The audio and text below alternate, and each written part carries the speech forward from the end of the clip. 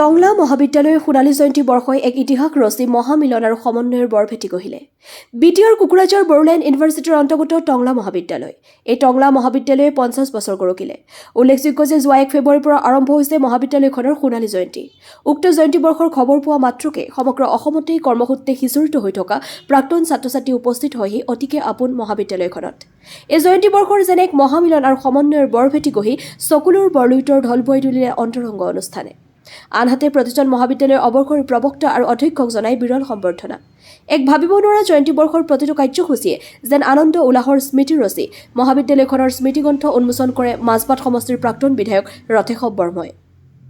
উক্ত জয়ন্তী বৰ্ষৰ সন্দৰ্ভত প্ৰাক্তন বিধায়ক ৰথেশৱ বৰ্মা আৰু এগৰাকী অসমৰ অৱসৰী অধ্যক্ষ একাউণ্টেণ্ট জেনেৰেল আৰু ষ্টেট ইনফৰমেশ্যন কমিশ্যনাৰ পিনুৱেল বসুমতাৰীয়ে আমাৰ চেনেলৰ সাংবাদিকক কি ক'লে জানো আহকচোন। কলেগাঁৱৰ পৰা ভুৱন বনিয়াৰ ৰিপৰ্ট AN লাইভ। এখন সৰু কলেজলৈ যাম, ডাঙৰ কলেজতো সকলো থাকিব, ডাঙৰ ঠাইত সকলো থাকিব, আমি তালৈ যাম আৰু ইয়ালৈ আহোঁতে আমাৰ বাতিৰাম তেওঁ মূৰ জোকাৰি এক্টিং কৰি কি ধৰণে আমাক কথাবোৰ কৈছিলে সেইবোৰলৈ মোৰ মনত পৰে আজিলৈকে। গতিকে আজি এই টংলা মহাবিদ্যালয়খনৰ যিখিনি সা সুবিধা মই দেখিবলৈ পাইছোঁ সঁচাকৈ আপ্লুত হৈছোঁ। অতি কম সীমিত পৰিমাণৰ সা সুবিধাৰ মাজত আমি পঢ়া শুনা কৰিছিলোঁ। আমি আমাৰ যিটো 1986ৰ বেচ আছিলোঁ, পিছত গৈ পেলাই আমি 88ত আমি আহিছিলোঁ। মই কিন্তু টংলা কলেজত বহুত কথা শিকিলোঁ। গতিকে পৰোক্ষভাৱে টংলা কলেজৰ এগৰাকী মই ছাত্ৰ, কাৰণ শিক্ষাদানৰ যি আদিপাঠ অ আ ক খ মই এইখন মহাবিদ্যালয়ৰে সেই সময়ৰ সহকৰ্মী মোৰ শ্ৰদ্ধাৰ চিনিয়ৰ যিসকল শিক্ষাগুৰু আছে তেওঁলোকৰ পৰা শিকিবলৈ পাইছিলোঁ। আৰু তাৰপিছত মই 2012 চনলৈকে এইখন মহাবিদ্যালয়ত 17 বছৰ কাম কৰাৰ পিছত মই ইয়াৰ পৰা অব্যাহতি লৈছিলোঁ। 2011লৈকে আছিলোঁ, হাই ছেকেণ্ডেৰী পৰা ডিগ্ৰীলৈকে। মই টংলা কলেজত মানে মোৰ এটা নিজকে প্ৰাউড ফিল কৰোঁ। আৰু মই ইকনমিক্স ডিপাৰ্টমেণ্টৰ প্ৰথমবাৰ ফাৰ্ষ্ট ক্লাছ পৰা ইয়াৰ পৰা পাছ কৰি গৈছিলোঁ। মই নথৈ আনন্দিত। এই মোৰ যিখন কলেজৰ পৰা মই প্ৰি ইউনিভাৰ্চিটি পাছ কৰিছিলোঁ 1977ত, মই যে ইয়াত আজি আহিব পাৰিলোঁ, মই সুখী। আৰু মোৰ ইয়াত অহাৰ প্ৰথম উদ্দেশ্য আছিলে মোৰ শিক্ষাগুৰুসকলক যাতে মই লগ ধৰিব পাৰোঁ, তেওঁলোকক মই যাতে ব্যক্তিগতভাৱে যাতে সেৱা কৰিব পাৰোঁ, প্ৰণাম কৰিব পাৰোঁ। আৰু সেইটো সুযোগ মই আজি পালোঁ। মই ছাৰক পাইছোঁ, মোৰ ওচৰতে বহি আছে। SN চক্ৰৱৰ্তী ছাৰ মোক এডুকেশ্যন পঢ়াইছিলে। মই তেখেতৰ কাৰণে গৌৰৱান্বিত। আৰু এইমাত্ৰ মই অলকা বাইদেউক লগ পালোঁ আৰু কেইবাগৰাকী এনেকৈ পাইছোঁ। কিছুমান আহিব পৰা নাই আৰু তেওঁলোকো আহিব পৰা হ'লে খুব ভাল পালোঁ হয়। তাৰপিছত মই আশা কৰি আছোঁ যে মোৰ একেলগে পঢ়া ক্লাছমেট কেইজনমান লগ পাম।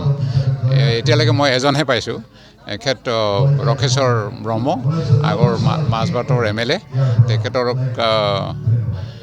লগ পাইছোঁ। তাৰপিছত আৰু এতিয়া আশা কৰোঁ এইটো এলুমনি যিটো মিট চলি আছে তাৰ মাজেদি আৰু লগ পাম। আৰু আমি যেতিয়া পঢ়িছিলোঁ এইটো কলেজ, এইখন কলেজত, সেই কলেজ নতুন আছিলে আৰু সেই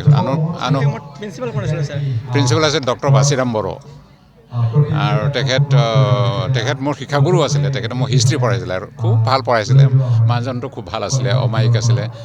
আৰু তেখেত আছিলে বড়োবিলাকৰ মাজৰ পৰা ফাৰ্ষ্ট PhD। আৰু মোক মেণ্টৰশ্বিপ কৰিছিলে। বহুত প্ৰফেচাৰে, বহুত লেকচাৰাৰ মোক কৰিছিলে। তাৰ ভিতৰত মই নাম ল'ব লাগিব গৌতম গাংগুলী ছাৰৰ, কাৰণ তেখেতে মোক ইংৰাজী পঢ়াইছিলে, ইংলিছ পঢ়াইছিলে। আৰু তেখেতে মোক সদায় মানে ইনস্পায়াৰ কৰিছিলে, সদায় মানে এনকাৰেজ কৰিছিলে আৰু সদায় লিড কৰিছিলে। সেইকাৰণে মই তেখেতক মেণ্টৰ বুলি কৈছোঁ। আৰু তেনেকৈ কেইবাগৰাকী আছে, সকলোৰে নাম মই নলওঁ এতিয়া কাৰণ দীঘলীয়া হ'ব। আৰু আমাৰ সময়ত কলেজৰ অৱস্থা খুব চিম্পুল আছিলে। বিল্ডিংবিলাক তেনেকৈ ডাঙৰ বিল্ডিং নাছিলে, ক্লাছৰুমবিলাক আছিলে। কিন্তু আজি টংলা কলেজৰ বহুত ফিজিকেল ইনফ্ৰাষ্ট্ৰাকচাৰ বহুত আগলৈ গ'ল, বহুত আগবাঢ়ি গ'ল। আৰু সেইটো ভাল কথা। আৰু মই আশা কৰোঁ যে ইয়াত এতিয়া যিসকলে পঢ়ি আছে ল'ৰা ছোৱালীবিলাক, তেওঁলোকে এই যে ইনফ্ৰাষ্ট্ৰাকচাৰ ফেচিলিটি আছে সেই ফেচিলিটিবিলাক তেওঁলোকে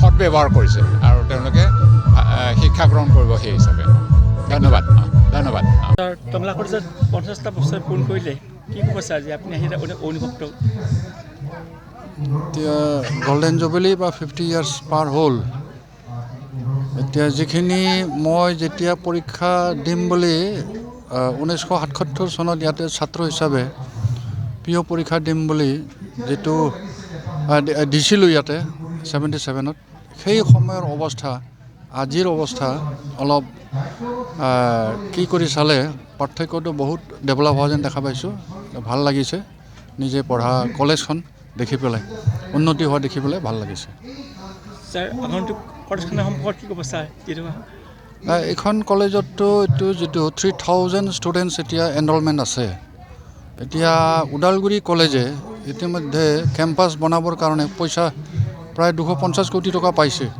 ঠিক তেনেধৰণে টংলাও মানে ভেৰগাঁও চাব ডিভিজনৰ আণ্ডাৰত তেওঁলোকেও ঠিক তেনেকৈ কেম্পাছ পালে বেছি ভাল হয় বুলি মই ভাবোঁ আৰু টংলা কলেজ যিহেতুকে ছিনিয়ৰ টু ওদালগুৰি কলেজ গতিকে এইখনো বড়োলেণ্ড ইউনিভাৰ্চিটি কেম্পাছ হ'লে ভাল পালোহেঁতেন আৰু ভাল পাম যিকোনো খবৰ আৰু বিজ্ঞাপনৰ বাবে যোগাযোগ কৰক 7896121996 লগতে 7002537271 আৰু 9854011916